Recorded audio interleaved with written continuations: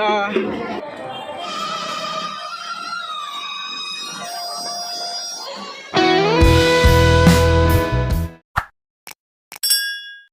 এটা হলো আজকে প্রিয়ানের ড্রেস।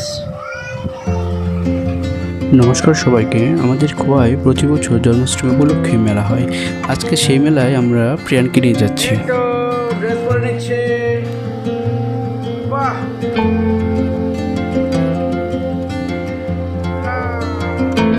আজকে আমরা প্রিয়ানকে নিয়ে জন্মাষ্টমী মেলাতে যাব।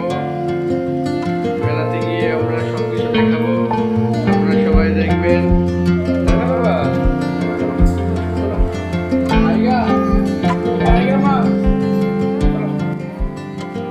ধীরে ধীরে প্রিয়ানকে নিয়ে আমরা রাস্তায় এসে পড়লাম। আমাদের বাড়ি থেকে মেলার দূরত্ব বেশি নয়, তাই আমরা হেঁটে হেঁটেই চলে যাচ্ছি।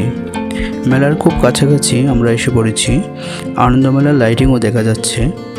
সবাইকে বলে দিই, মেলাটা হচ্ছে খোয়াই সুভাষ পার্ক শ্রীকৃষ্ণ মন্দিরে, খোয়াই শহরের প্রাণকেন্দ্র যাকে বলা হয়। প্রতি বছর এই মেলাতে প্রচুর মানুষের সমাগম হয়। জাতি, উপজাতি, ধর্ম, বর্ণ নির্বিশেষে সমাজের প্রতিটি অংশের লোক এই মেলায় অংশগ্রহণ করে।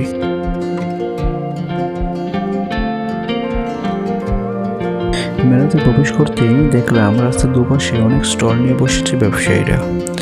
প্রথমেই হাতের বাবাসে চোখে পড়ল বুটবাদাম, নিমকি, জিলিপি, তালমুড়ের দোকান।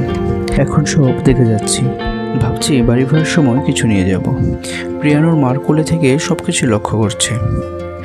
এই মেলাতে ত্রিপুরার বিভিন্ন প্রান্ত থেকে, এমনকি ভারতবর্ষের বিভিন্ন রাজ্য থেকেও ব্যবসায়ীরা এখানে এসেছে ব্যবসা করার জন্য।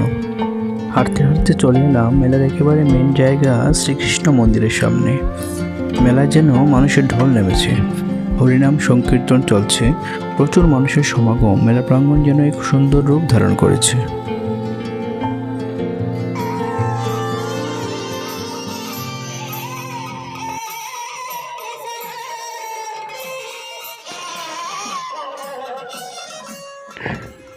প্রিয়ানো আমি মনোযোগ দিয়ে কীর্তন দেখছিলাম। কীর্তন দেখে আবার হাঁটতে শুরু করি। রাস্তার দুপাশে দোকানগুলো খুবই সুন্দরভাবে সাজিয়েছিল। অবশেষে এসে পড়লাম একটি খাবারের স্টলের সামনে। একটি বার্গার অর্ডার করলাম খাবো ভেবে। খুবই টেস্টি ছিল বার্গারটা। কম দামে দিবা নিকো? না না, বেশি দাম রাখতে না তো, মানে সঠিক দাম রাখবা তো। বার্গার খেয়ে এসে পড়লাম একজন মাসিমণির দোকানে। মাসিমণির ব্যবহারটা ছিল খুবই প্রশংসনীয়।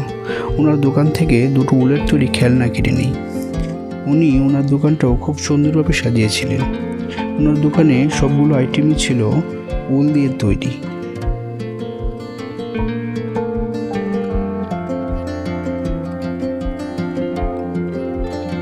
ধীরে ধীরে ভিড় বাড়তে শুরু করে। প্রিয়ানকে নিয়ে সবগুলি দোকানে ঘুরছিলাম। বেশ ভালো লাগছিল মেলার পরিবেশটা।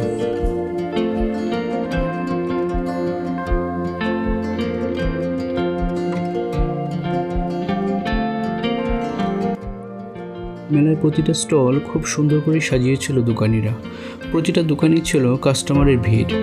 আমি এবং প্রিয়ানো কিন্তু ভালো করে সব দোকানগুলিতেই যাচ্ছিলাম। মেলায় কিছু না কিনলেও বিভিন্ন দোকান দেখার মজাটাই কিন্তু আলাদা।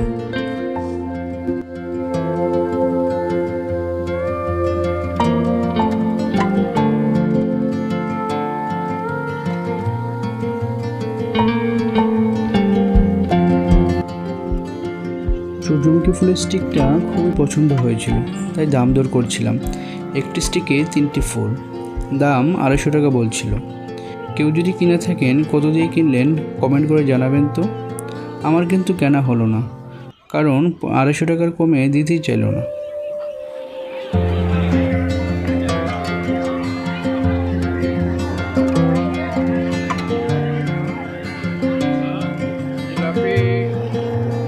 দোকান বাবা, হ্যাঁ ঢোল ঢোল রাখবো। এবার বাড়ি ফেরার পালা। প্রিয়ানেরও খাওয়ার টাইম হয়ে গেছে এবং মনে হয় ঘুমও পেয়েছে। এই দেখুন কত রকমের দোকান বসেছে মেলায়। কেউ বিক্রি করছে বরিশালের আমড়া, আবার কেউ ঝালমুড়ি, চানাচুর, আবার কেউ ছোটদের ঢোল। মেলায় বেশ কয়েকটি পিঠার দোকান বসেছে। একটি দোকান থেকেও তো আমরা টেস্ট করেছিলাম, খুবই সুস্বাদু ছিল পিঠেগুলো। অ্যাকচুয়ালি আমরা কী ভাবি যে মেলায় যে দোকানগুলো দেয় খাবারের সেগুলো কোনো কোয়ালিটি থাকে না। বিশ্বাস করুন, এই যে আমরা পিঠেগুলো খেয়েছিলাম খুবই সুস্বাদু ছিল পিঠেগুলো। একটি কথা বলাই হয়নি, জন্মাষ্টমী মেলা উপলক্ষে কিন্তু আনন্দ মেলাও এসেছে। আনন্দ মেলাতে এত ভিড় যে আমরা প্রিয়ানকে নিয়ে যেতেই পারিনি। এই দেখুন আনন্দমেলার এন্ট্রান্স গেট, কি বিশাল ভিড়। তবে এটা ঠিক যে মেলা যদি ভিড় না হয় সেটা কিন্তু ভালোই লাগে না। তবে যাই বলুন বন্ধুরা, বুট বাদাম, নিমকি, জিলিপি এগুলো যদি মেলাতে না থাকে তবে মেলা কিন্তু জমেই ওঠে না।